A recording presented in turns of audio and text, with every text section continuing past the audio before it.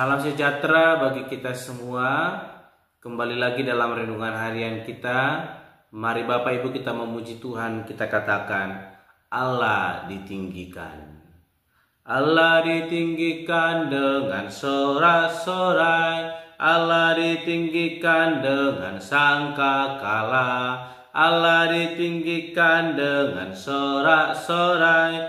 Bersoraklah bagi Tuhan.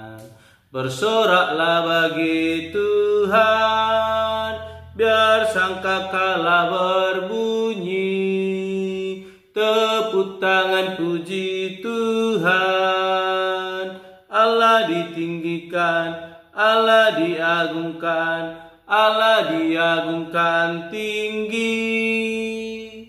Amin. Mari Bapak Ibu kita membuka Alkitab kita dari kitab Wahyu pasal 4 ayat 1 sampai dengan ke-11. Demikianlah firman Tuhan dengan perikop ke-24 tua-tua dan keempat binatang.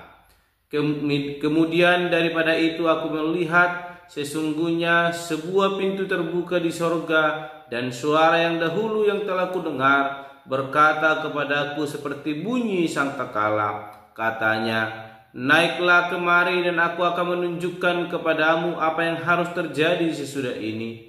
Segera aku dikuasai oleh Roh, dan lihatlah sebuah tahta terdiri di sorga, dan di tahta itu duduk seorang.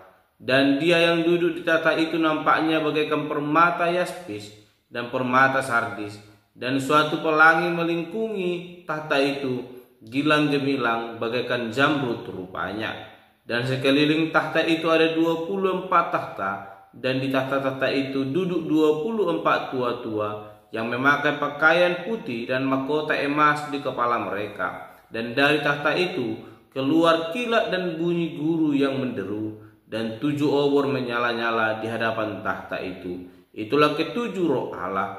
Dan di hadapan tahta itu ada lautan kaca bagaikan kristal di tengah-tengah tahta itu, dan di sekelilingnya ada 4 makhluk penuh dengan mata di sebelah muka dan di sebelah belakang.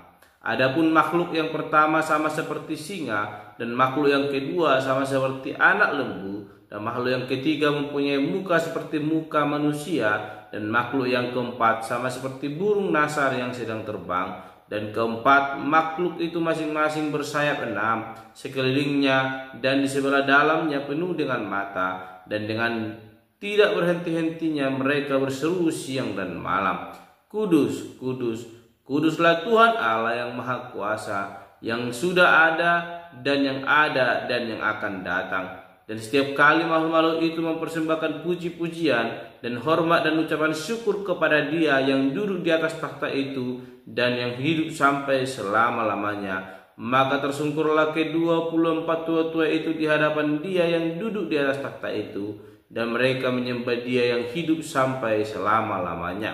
Dan mereka melemparkan mahkotanya di hadapan takhta itu sambil berkata, Ya Tuhan dan Allah kami, Engkau layak menerima puji-pujian dan hormat dan kuasa, sebab Engkau telah menciptakan segala sesuatu, dan oleh karena kehendak-Mu semuanya itu ada dan diciptakan. Amin. Bapak Ibu saudara terkasih dalam nama Tuhan Yesus Kristus, kita kembali merenungkan firman Tuhan, dan saya memberikan tema bagi kita semua, yaitu memandang ciptaan Allah. Sekali lagi, memandang ciptaan Allah. Bapak Ibu saudara yang terkasih dalam nama Tuhan Yesus Kristus, pada hari ini kita boleh melihat bagaimana Allah yang berdaulat menunjukkan kepada Yohanes bagaimana kerajaan sorga, dan bagaimana orang-orang bahkan yang dilihat oleh Yohanes menyembah Allah yang berdaulat. Sehingga Wahyu pasal 4 ini kita melihat berbicara atau berisikan tentang penglihatan tentang Allah atas segenap kerajaan Allah.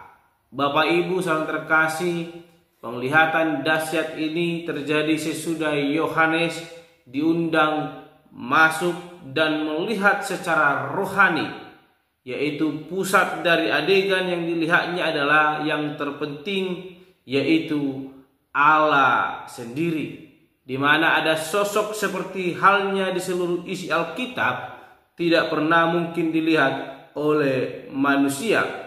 Yang dilihat oleh Yohanes adalah simbol-simbol tentang sifat Allah, yang dimana pertama, tahta melambangkan kedaulatan Allah kalau kita melihat di ayatnya yang kedua, dan yang kedua, tiga hal lain dilihat Yohanes sehubungan dengan keadaan dia yang bertahta itu. Ia mulia dan indah, semulia indah permata yaspis dan zamrud kalau kita perhatikan di ayat yang ketiga. Dan ia penuh anugerah, dan di sekitar tahtanya memancar pelangi yang di zaman Nuh menandai perjanjian akan rahmat Allah untuk dunia. Dan ia dahsyat, menaklukkan, bahkan menghakimi sedahsyatnya kilat dan guru yang keluar dari tahtanya. Boleh kita perhatikan di ayat yang kelima, Bapak Ibu saudara terkasih.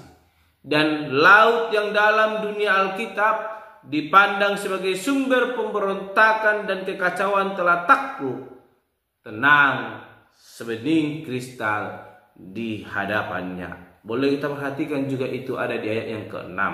Oleh karena itu Bapak Ibu saudara terkasih, adegan berikutnya yang boleh dilihat oleh Yohanes adalah merupakan puncak pemaparan simbolis yang ditujukan untuk membangkitkan tindakan dan harapan sama dengan yang Yohanes lihat, yaitu penglihatan ini bersifat eskatologis, yaitu yang senantiasa terjadi dalam realita kekal kelak dan mewujud penuh dalam realita waktu kita.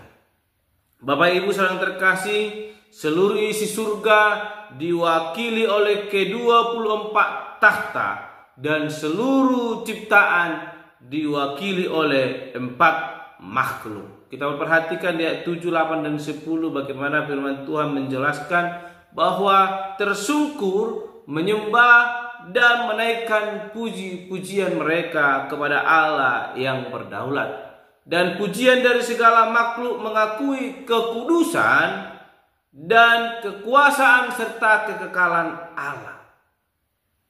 Pujian dari seisi surga mengakui kedahsyatan Allah dilihat dari sudut pandang penciptaan. Kita melihat yang ke-11 dikatakan, Bapak Ibu yang terkasih, ya Tuhan dan Allah kami, Engkau layak menerima puji-pujian dan hormat dan kuasa, sebab Engkau telah menciptakan segala sesuatu, dan oleh karena kehendak-Mu semuanya itu ada dan diciptakan.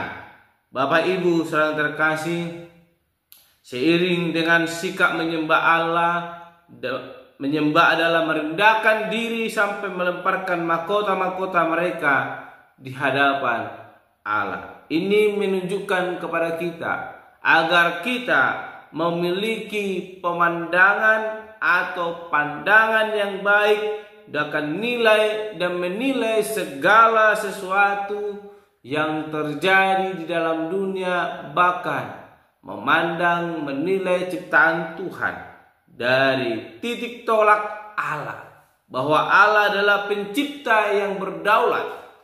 Ini akan memampukan kita untuk meninggikan Allah selalu. Demikian dengan firman Tuhan yang boleh kita renungkan semalam. Bagaimana kita boleh memuliakan Allah? Bagaimana kita boleh mengagungkan Allah senantiasa? Itu kembali kepada hati kita yang boleh memandang Allah dengan penuh rasa yang kagum akan Allah. Bagaimana kita boleh memuliakan Allah jikalau kita belum percaya dan mengakuinya? Oleh karena itu, kepercayaan kita akan membuat kita, akan memampukan kita boleh memandang Allah sebagai Sang Pencipta, dan lewat ciptaannya kita boleh melihat dan memuliakan, mengagungkan Allah. Oleh karena itu firman Tuhan hari ini mau berbicara kepada kita melalui pemandangan yang dilihat oleh Yohanes ketika ia dipanggil untuk melihat tata kemuliaan Allah, mengajarkan kepada kita bahwa kerendahan hati yang kita miliki, hati yang senantiasa percaya, akan membuka mata rohani kita, melihat bagaimana betapa besarnya akan kasih Allah dalam hidup kita, sehingga kita boleh memuliakan Allah, sehingga kita boleh senantiasa mengagungkan Allah. Oleh karena itu, mari Bapak Ibu pandang dan nilailah apa yang telah Tuhan jadikan dalam hidup kita, sehingga lewat itu kita boleh mengagungkan Allah. Tetap setia, tetap hidup di dalam kebenaran firman Tuhan, maka Allah akan membukakan mata rohani kita. Sama seperti halnya Yohanes, Tuhan menunjukkan betapa besarnya ciptaan Tuhan, betapa besarnya kemuliaan bahkan kebaikan Tuhan dalam hidup kita, betapa besarnya tahta kemuliaan itu. Dan biarlah kiranya lewat hati kita yang mau sungguh percaya, kita boleh melihat kemuliaan Allah yang begitu luar biasa, dan kita boleh memperoleh tempat di tengah-tengah kemuliaan itu untuk boleh bersama-sama memuliakan Allah kita, Allah yang hidup. Amin. Mari kita berdoa. Bapa Surgawi, kami kembali bersyukur untuk renungan hari ini yang boleh kami renungkan, yang berbicara tentang Allah yang begitu besar, Allah yang luar biasa, yang senantiasa memelihara hati dan pikiran kami. Bapa yang baik, biarlah kiranya firman-Mu yang boleh kami renungkan hari ini boleh senantiasa mengajarkan bahkan menguatkan kami, sehingga hidup kami semakin berpengharapan kepada Tuhan, sehingga kami boleh melihat kemuliaan Allah dan kami boleh memuliakan Allah senantiasa dalam setiap kehidupan kami. Terpuji Engkau Bapa, dan Tuhan kami berdoa dan menutup renungan pada hari ini. Haleluya. Amin. Shalom Bapak Ibu, Tuhan Yesus memberkati.